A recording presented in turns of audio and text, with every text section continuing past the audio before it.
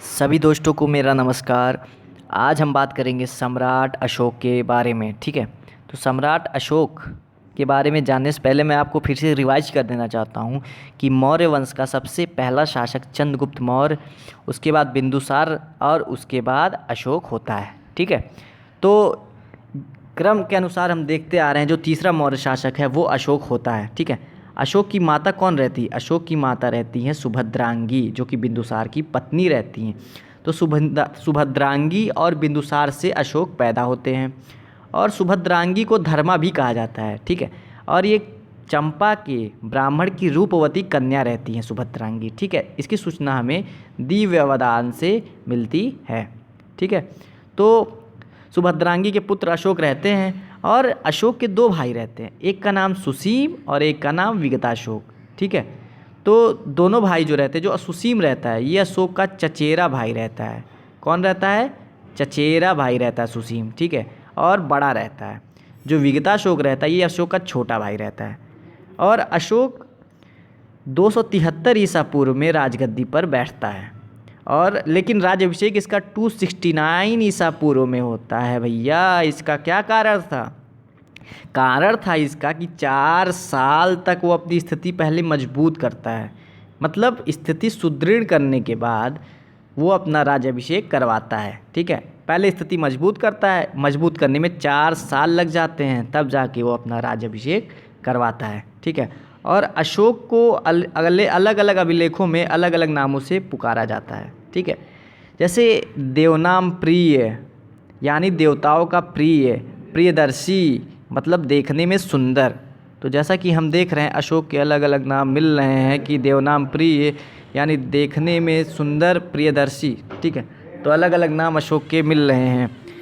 और मास्की और गुर्जरा लेख में अशोक नाम मिलता है। ठीक है, यानी कि इन दोनों अभिलेखों में लेखों में अशोक नाम अशोक का मिलता है, बाकी पुराण में अशोक वर्धन मिलता है। ठीक है, तो जिस तरह हम देख रहे हैं कि अलग अलग अभिलेख अलग अलग नाम बता रहे हैं अशोक के, तो इस प्रकार से अशोक के अनेक नाम मिल रहे हैं। ठीक है, उसके बाद हम देखेंगे जो अशोक का आरंभिक जीवन था यानी शुरुआती जीवन, उसकी सूचना हमें कहाँ कहाँ से मिल रही है? उसकी सूचना मिल रही है दिव्यावदान और सिंघली अनुश्रुतियों से। ठीक है, अब ये दोनों थे क्या? दिव्यावदान और सिंघली अनुश्रुति, ये दोनों बौद्ध ग्रंथ थे। ठीक है, ये दोनों बौद्ध ग्रंथ थे और जिनकी भाषा पाली और संस्कृत थी। ठीक है, यानी इन दोनों की जो भाषा थी वो पाली और संस्कृत थी। ठीक है, ये प्रारंभिक जीवन, अशोक के शुरुआती जीवन की सूचना हमें देते हैं। ठीक है, और कोई ग्रंथ इसकी सूचना नहीं देता है प्रारंभिक जीवन में अशोक क्या थे, कैसे थे। ठीक,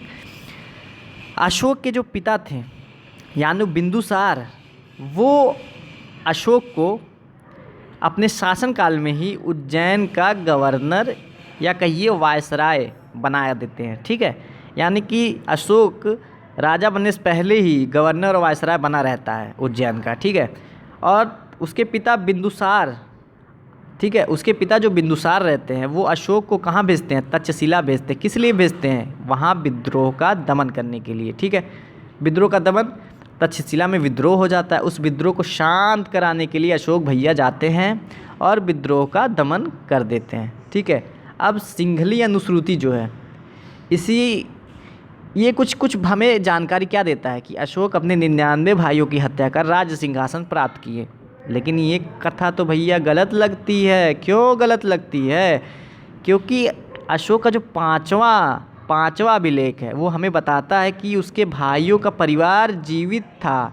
ठीक है, जीवित भाइयों के परिवार का उल्लेख मिलता है। ठीक है, इसके जीवित भाइयों के परिवार का उल्लेख मिलता है और साक्ष्यों से पता चलता है कि जो उसके शासनकाल के 13वें वर्ष इसके भाई बहन जीवित थे। साथ ही साथ उसके कुछ भाई जो थे ना वो कई प्रदेशों के वायसराय यानी गवर्नर भी रहते हैं।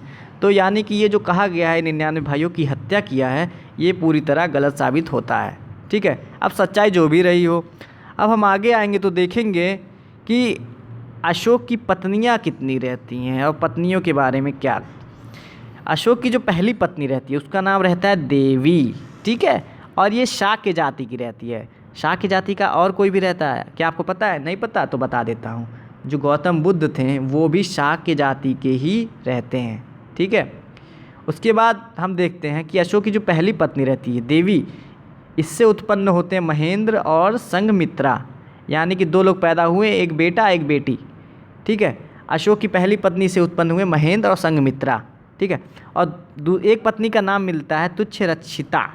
ठीक है, और अशोक का जो लेख है उसमें सिर्फ और सिर्फ एक ही पत्नी का नाम मिलता है, करुआकी। ठीक है, अशोक का जो खुद का लेख है, मतलब अशोक के लेख में जो है वो सिर्फ करुआकी का ही नाम हमें मिलता है। ठीक है, और इससे उत्पन्न होता है तीवर। तीवर यानी कि अशोक के 2 बेटे, एक महेंद्र एक तीवर, 2 के नाम हमें मिलते हैं। ठीक है, अब उसके बाद हम देखेंगे कि कलिंग की विजय में अशोक क्या करते हैं। अब ये कलिंग की विजय यानी कलिंग यानी वर्तमान समय में उड़ीसा को कहा जाता है। ठीक है, उड़ीसा को ही कलिंग कहा जाता है। ठीक है दोस्तों, और अशोक यहाँ पर विजय क्यों करते हैं? साम्राज्य विस्तार के लिए? नहीं, बिल्कुल नहीं। अशोक के विजय के यहाँ सबसे बड़ा कारण है व्यापारिक लाभ प्राप्त करना। ठीक है, क्योंकि व्यापारिक दृष्टि से जो उड़ीसा था वो बहुत संपन्न था, और आज के समय में भी लोहे के व्यापार में उड़ीसा बहुत प्रसिद्ध और फेमस है। ठीक है, और अशोक ने अपने राज्याभिषेक के 8वें वर्ष यानी 261 ईसा पूर्व में उड़ीसा पर यानी कलिंग पर आक्रमण किया था। ठीक है, और उसे जीत लिया था। इसकी सूचना हमें 13वें शिलालेख से मिलती है। ठीक है, और यहाँ पे इतना खून बह गया था, इतना लोग मारे गए, लगभग 1.5 लाख लोग जख्मी हुए, 1 लाख लोग मारे गए थे इस युद्ध में। इस युद्ध में इतना विनाश हो गया कि अशोक का जो हृदय था, ठीक है, वो पूरी तरह परिवर्तित हो गया। परिवर्तित होने से क्या मतलब है कि अशोक को उससे इतनी चोट पहुंची उनके दिलों को, मतलब उनके दिल को इतना ज़्यादा इससे चोट पहुंच गई कि उन्होंने युद्ध करना ही छोड़ दिया। यानी कि ये अशोक का पहला और आखिरी युद्ध साबित होता है। ठीक है, उन्होंने युद्ध को त्याग दिया। उसके बाद इन्होंने धम्म की नीति अपनाई। धम्म की नीति अपनाई से मतलब क्या है कि अशोक ने जब धम्म की नीति अपनाई तो उन्होंने पुराने सभी काम छोड़ दिए और उन्होंने शांतिपूर्ण जीवन जीने की ठान ली। ठीक है, अब दिव्योदान हमें क्या बताते हैं? दिव्योदान ये बताते हैं कि जो उपगुप्त थे, उपगुप्त एक बौद्ध भिक्षु रहते हैं। ठीक है, और यही अशोक को बौद्ध धर्म की दीक्षा देते हैं। ठीक है, यानी उपगुप्त, ये याद रखिएगा कि उपगुप्त बौद्ध भिक्षु होते हैं जो अशोक को बौद्ध धर्म की दीक्षा देते हैं। ठीक है दोस्तों, अब ये बताएंगे कि अशोक अपने राज्याभिषेक के 10वें वर्ष सबसे पहले बौद्ध गया की यात्रा करते हैं। ठीक है, अशोक जो रहते हैं, सम्राट अशोक, वो सबसे पहले बौद्ध गया की यात्रा करते हैं अपने राज्याभिषेक के 10वें वर्ष। उसके बाद अशोक तृतीय बौद्ध संगीति का आयोजन भी करते हैं, मतलब उन्हीं के शासनकाल में तृतीय बौद्ध संगीति होती है। पहली बौद्ध संगीति अजातशत्रु, दूसरी कालाशोक और तीसरी सम्राट अशोक के शासनकाल में होती है। ठीक है, और अनुश्रुतियों के अनुसार सम्राट अशोक ने 84,000 स्तूपों का निर्माण करवाया था। तो भैया देख लीजिए, अशोक बौद्ध धर्म के इतने बड़े प्रेमी हो जाते हैं ना कि वो बौद्ध धर्म को फैलाने, उसका प्रचार प्रसार करने, उसका बढ़ोतरी करते थे, मतलब बौद्ध धर्म को वो एकदम अपना लिए थे।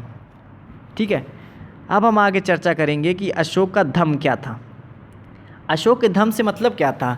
धम्म का मतलब था कि पशुओं की हत्या ना हो, ठीक है, और कुओं का निर्माण हो, वृक्ष लगाए जाएं, माता पिता की आज्ञा का पालन करना चाहिए, गुरुओं का आदर करना चाहिए, सबसे मैत्रीपूर्ण संबंध स्थापित करने चाहिए, लड़ाई झगड़ा नहीं करने चाहिए।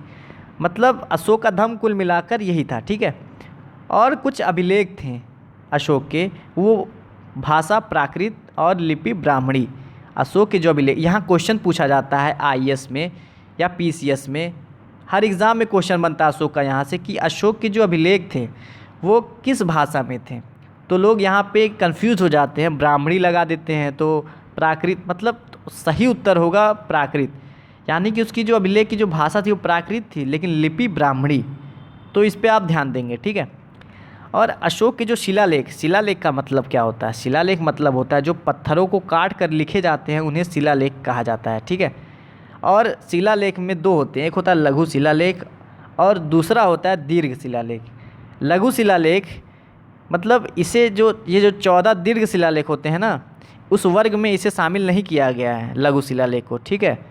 लघु शिलालेख को जब हम देखेंगे तो देखेंगे रूपनाथ, मास्की, सहसराम, बाबरू, गुर्जरी, ठीक है, ये 5 संख्या में है, ठीक है। अब आएंगे हम दीर्घ शिलालेख।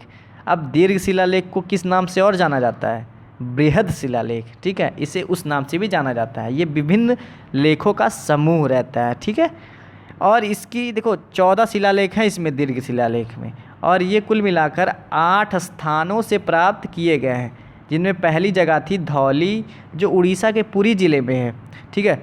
दूसरा शहबाजगढ़ी, मानसेहरा, कालसी, सोपारा और परारुड़ी और गिरनार, यानी कि ये इतने जगहों से प्राप्त किए गए हैं, ठीक है दोस्तों। और हम देखेंगे कि शिलालेख का तो ये हो गया। उसके बाद ये शिलालेख जो थे यानी अभिलेख, इनको पढ़ने का काम सबसे पहले कौन करता है? James Prinsep. यहाँ से भी क्वेश्चन पूछा जाता है कि अशोक के जो अभिलेख थे उनको पढ़ने का कार्य सबसे पहले कौन करता है? तो उस व्यक्ति का नाम होता है जेम्स प्रिंसेप, जिन्होंने 1837 ईसा पूर्व में सबसे पहले इन अभिलेखों को पढ़ा था, समझा था, ठीक है। तो इनका नाम आप याद रखेंगे, ये क्वेश्चन में पूछता है। अब भैया आइए कि अभी तक कितने अभिलेख खोजे गए हैं? अभी तक अशोक के 14 अभिलेख मिले हैं। कहाँ कहाँ से? भारत, पाकिस्तान, अफ़गानिस्तान, यानी 3 देशों से अभी तक अशोक के अभिलेख मिल चुके हैं, ठीक है। और अब बता दे रहा हूँ कि जो वायु पुराण है, वायु पुराण बताता है कि जो बृहद्रथ थे वो अंतिम मौर्य शासक थे, ठीक है, अंतिम मौर्य शासक थे। और इनका एक सेनापति था जिसका नाम पुष्यमित्र शुंग रहता है, और इसी ने बृहद्रथ की हत्या कर दी, ठीक है, बृहद्रथ को मौत के घाट उतार दिया। इसी से जो मौर्य राजवंश था, ठीक है, मौर्य राजवंश का अंत हो जाता है, ठीक है, यानी कि मौर्य शासकों का, राजवंश का ही पूरे विनाश हो जाता है, और पुष्यमित्र शुंग अपनी शुंग वंश की स्थापना कर लेता है, ठीक है। इस प्रकार से हम देख रहे हैं कि मौर्यों का अंत होकर शुंग वंश की स्थापना हो जाती है, जिसका संस्थापक पुष्यमित्र शुंग रहता है। इसकी चर्चा हम अगली वीडियो में करेंगे। तो दोस्तों, वीडियो अच्छी लगी हो तो लाइक, सब्सक्राइब और शेयर करना ना भूलें। धन्यवाद।